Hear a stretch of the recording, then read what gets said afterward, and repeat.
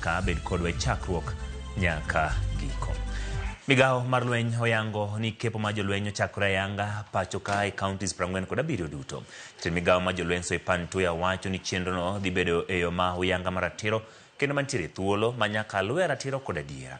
Chenro no Soipen okoni biro nywando migepe kaka EACC kod DCI mar manyo mibadhi kod maling'ling mag asoya ma jomoko nyalo chano timo e kinde kepo. Okoni chenro no biro rumo tarik 25 mar dweni.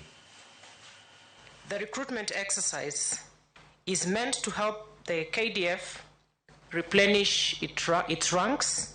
This recruitment is therefore not just about adding numbers to the ranks.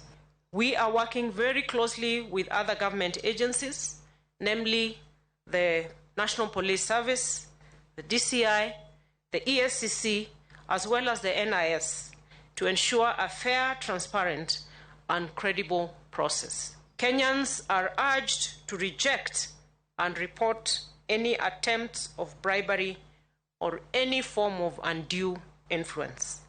So for those who think they have already been recruited before today, they are misplaced and we are not party to it.